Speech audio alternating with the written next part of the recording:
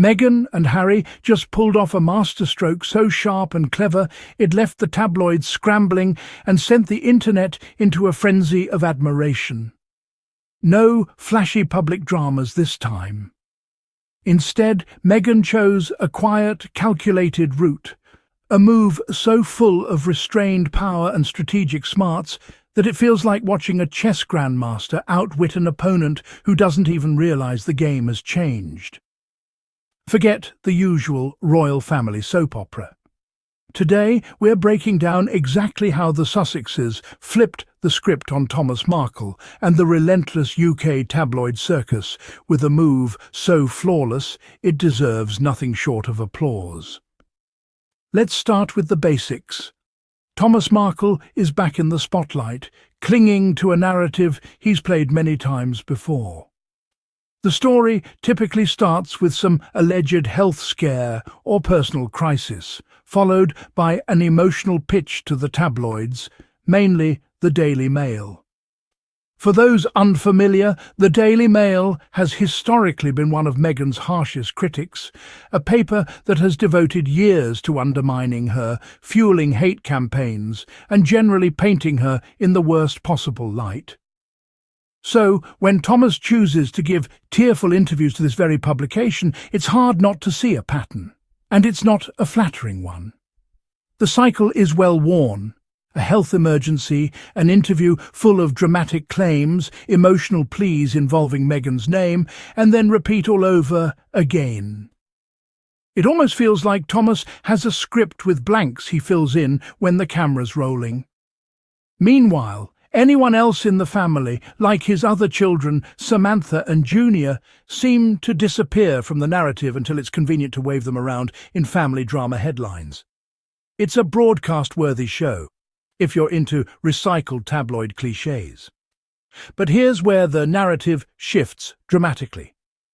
Instead of falling into the trap like many might, Meghan took a different approach.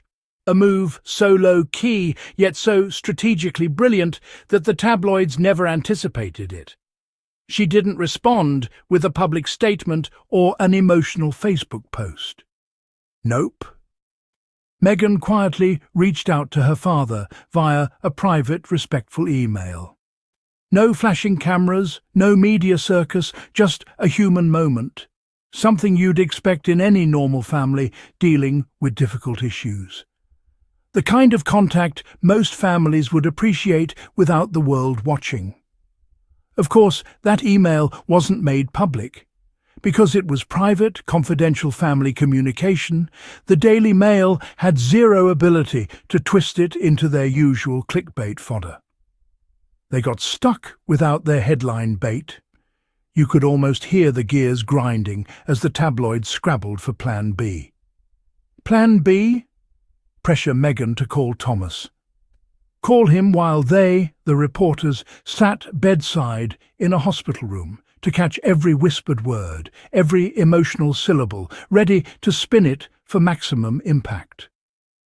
Imagine the bait, an emotional phone call turned into a headline that sells papers and drives clicks. Royal rift exposed. Emotional fallout. You name it. But Meghan isn't about to make that easy for them.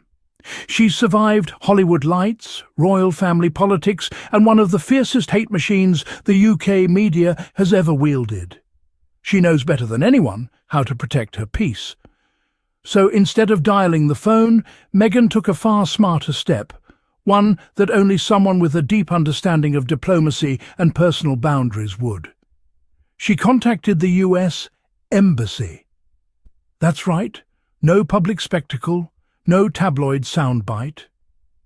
Meghan requested an official welfare check on her father through formal legal and diplomatic channels, while the tabloids were setting up tripods, desperately hoping for a soap opera show.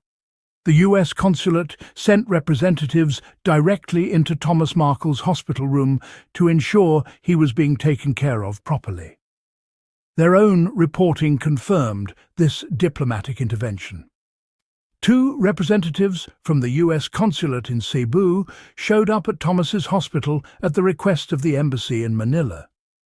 This meant the situation was being handled quietly, professionally, and above all, confidentially. Meghan's concern was now documented with government witnesses and official notes. Details the tabloids can't spin or access unless Meghan herself chooses to go public. Imagine the absolute irony when one of these consulate agents mentioned he was actually a fan of Meghan's TV show Suits.